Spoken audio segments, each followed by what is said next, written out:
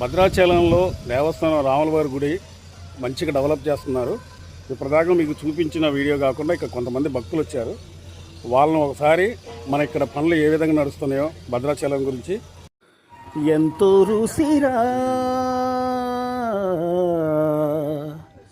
ఎంతో రుసిరా శ్రీరామ శ్రీరామ నీ నామం ఎంతో రుసిరా, ఎంతో రుసి ఎంతో రుసి ఎంతో రుసిరా. ఇలాంటి భక్తిపరమైన పాటలు కావచ్చు, భక్తి పర్వంలో మునిగిపోయిన భక్తులు కావచ్చు, ఏటా ప్రతి సంవత్సరం కూడా ఆ సీతారామచంద్రస్వామిని దర్శించుకుందామని లక్షలాది మంది భక్తులు ప్రతి ఏటా వస్తూ ఉంటారు అన్నమాట. అంటే నిత్య కళ్యాణం పచ్చ తోరణం అంటారు చూసావా, ప్రతి ఏటే కాకుండా ప్రతిరోజు కూడా వేల సంఖ్యలలో భక్తులు వస్తూ ఉంటారు అన్నమాట. వాళ్ళు కోరుకున్న కోరికలు తీర్చుకోవటానికి, తీరిన తర్వాత మొక్కుకున్న మొక్కులు కూడా తీర్చుకోవడానికి ప్రతి సంవత్సరం కూడా భక్తులు వస్తూ పోతూ ఉంటారు అన్నమాట. మరి అలాంటి రాముల వారి సన్నిధిని ఇంకాస్త మెరుగుపరిచి డెవలప్ చేద్దామనే ఒక ఆలోచనతో ఇప్పుడు ఉన్న కాంగ్రెస్ పార్టీ ప్రభుత్వం అనేది దాదాపు 586 కోట్ల రూపాయలను రాముల వారి సన్నిధికి డెవలప్మెంట్ కోసం ఇస్తామని చెప్పి మొట్టమొదట విడతగా 351 కోట్ల రూపాయలను విడుదల చేసింది. ఇప్పుడు చూస్తున్న ఈ వీడియోలో రాముల వారి టెంపుల్ అనేది ఇప్పుడు మనకి పెద్దగా ఇదనిపించకపోవచ్చు. అంటే వేగంగా పనులు జరుగుతున్నాయి, కానీ పనులు మొత్తం దాదాపు పూర్తయిన తర్వాత భక్తుల రద్దీ ఖచ్చితంగా పెరిగే అవకాశం అనేది ఉంటుందన్నమాట. భద్రాచలం ఎంతోమంది భక్తులు భద్రాచలానికి వచ్చి వారి వారి కోరికలను తీర్చుకోవటానికి, వాళ్ళు మొక్కుకున్న మొక్కులు తీర్చుకోవటానికి ప్రతి సంవత్సరం కూడా వస్తూ ఉంటారు అన్నమాట.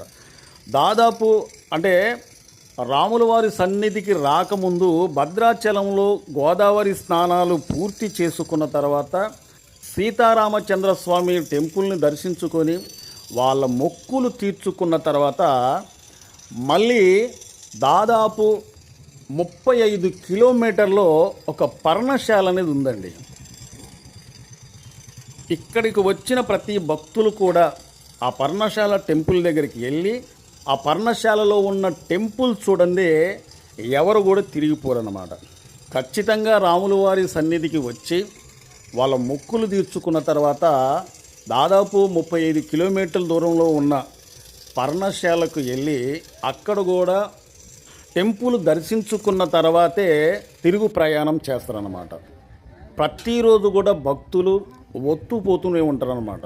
ఎందుకంటే నిత్య కళ్యాణం పచ్చతోరం లాగా ప్రతిరోజు కూడా భక్తులు వస్తూ పోతూ ఉంటారన్నమాట. అంతేకాకుండా గుడి ప్రాంగణం పక్కనే ఉన్న స్టేడియంలో ప్రతి ఒక్క భక్తులకు అన్నదాన కార్యక్రమం అనేది జరుగుతూ ఉంటుంది అన్నమాట. ఇక్కడికి వచ్చిన భక్తులకు ఎలాంటి ఇబ్బంది జరగకూడదని చెప్పి అన్ని కార్యక్రమాలు కూడా అన్ని సౌకర్యాలు అనేది చూస్తూ ఉంటారన్నమాట. శ్రీ సీతారామచంద్రస్వామి వారి ఆలయానికి వచ్చిన తర్వాత ఒక్క 2 నిమిషాలైనా సరే ఆ సన్నిధిలో ఉండాలి, మన మొక్కులు తీర్చుకోవాలి, కల్లారా ఆ సీతారామచంద్రస్వామిని దర్శించుకోవాలనే ఒక ఆలోచనతో భక్తులు ఇక్కడికి వస్తూ ఉంటారన్నమాట.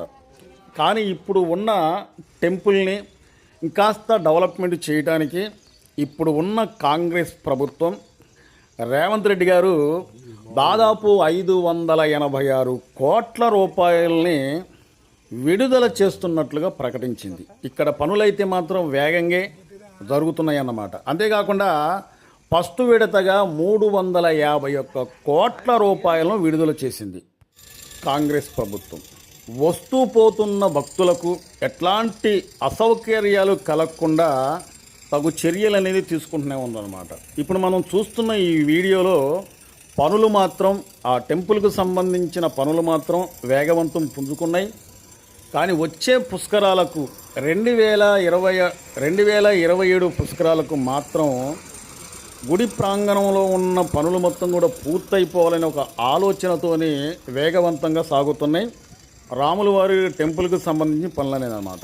నా సబ్స్క్రైబర్స్కి ప్రతి ఒక్కరికి కూడా నేను ఒకసారి వెళ్ళి అక్కడ టెంపుల్లో పనులు ఏ విధంగా జరుగుతున్నాయి ఏందనే ఒక ఆలోచన, అంటే ఎప్పటి నుంచో అనుకుంటున్నా ఖచ్చితంగా అక్కడికి వెళ్ళి ఒక వీడియో చేయాలని నేను ఎప్పటి నుంచో అనుకుంటున్నాను. కానీ సమయం అనేది అనుకూలంగా లేకపోవడం వల్ల కొన్ని రోజుల దాకా రాలేకపోయాను అన్నమాట. కానీ ఏదో రకంగా వీలు చూసుకొని అయితే మాత్రం ఇప్పుడు వచ్చి ఇక్కడ ఏ విధంగా పనులు సాగుతున్నాయో అనేది ప్రతి ఒక్కరు కూడా నా ఛానల్ ద్వారాగా నా సబ్స్క్రైబర్స్కు చూపిద్దామన్న ఉద్దేశంతోనే ఇక్కడికి నేను వచ్చానన్నమాట. అయితే పనులైతే మాత్రం ప్రతిరోజు కూడా వానొచ్చినా ఎండొచ్చినా ఏదైనా సరే పనులైతే మాత్రం ఇక్కడ ఆగేటట్టుగా ఏం కనిపించట్లేదు. ఎందుకంటే వచ్చే సంవత్సరం పుష్కరాల సందర్భంగా అంటే 2027 పుష్కరాల సందర్భంగా టెంపుల్కు సంబంధించిన పనులు మొత్తం కూడా వేగవంతంగా పూర్తయిపోవాలని ఒక ఆలోచనతోనే పనులు మాత్రమే స్పీడ్గా జరుగుతున్నాయని చెప్పుకోవచ్చు అనమాట. అంతేకాకుండా ఇక్కడికి వచ్చే మరి భక్తులకు అన్నదాన కార్యక్రమాలు కావచ్చు, రాముల వారిని దర్శించుకోవటానికి వచ్చే భక్తులు వాళ్లకు కూడా ఎటువంటి అసౌకర్యాలు కలగకుండా ఇక్కడ ఉన్న సిబ్బంది అవన్నీ కూడా దృష్టిలో పెట్టుకొని వేగవంతం చేస్తున్నారనమాట. అంటే ఎట్లాంటి అసౌకర్యాలు ప్రతి ఒక్క భక్తుడు కూడా కలగకూడదనే ఒక ఆలోచనతోని ఉన్నట్టుగా తెలుస్తుందన్నమాట. నేనైతే ఇక్కడ ప్రత్యేకంగా వచ్చి చూశాను కాబట్టి నాకు తెలిసినంత వరకు అయితే మాత్రం పనులైతే మాత్రం మంచి వేగవంతంగా సాగుతున్నాయి. కానీ ఎట్టి పరిస్థితుల్లోనైనా కానీ వచ్చే పుష్కరాలకు మాత్రం దాదాపు ఇంచుమించు పనులు మొత్తం కూడా ఇక్కడ పూర్తయిపోయే అవకాశం అయితే మాత్రం కనిపిస్తుంది. కోర్కెలు కోరుకున్న భక్తులకి కోటి వరాలు ఇచ్చే శ్రీ సీతారామచంద్ర స్వామి వారి ఆలయ పనులైతే మాత్రం వేగవంతంగా సాగుతున్నాయి అనేది చెప్పుకోవచ్చు అన్నమాట.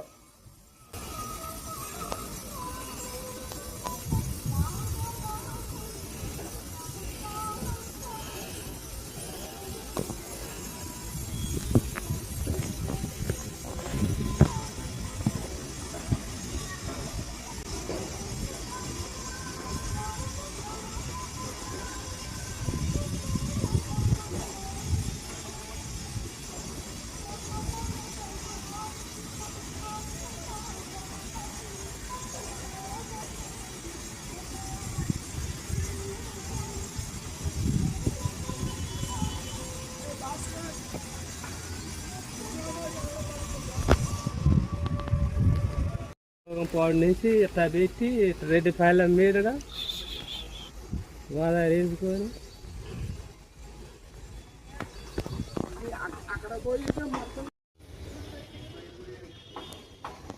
చాలామంది మా వీడియో చూస్తున్నారు కానీ సబ్స్క్రైబ్ చేసుకోకుండా చూస్తున్నారంటే దయచేసి మీరు మమ్మల్ని సబ్స్క్రైబ్ చేసుకుంటే మమ్మల్ని ఎంకరేజ్ చేసేందుకు ఈ వీడియోపై ఒక లైక్ చేయండి, మీ అమూల్యమైన కామెంట్ తెలుపుతారని చెప్పి కోరుకుంటూ మా వీడియో నచ్చితే సబ్స్క్రైబ్ చేసుకోండి. మరో మంచి వీడియోతో మళ్ళీ మేము ముందుకు వస్తా. Thank you.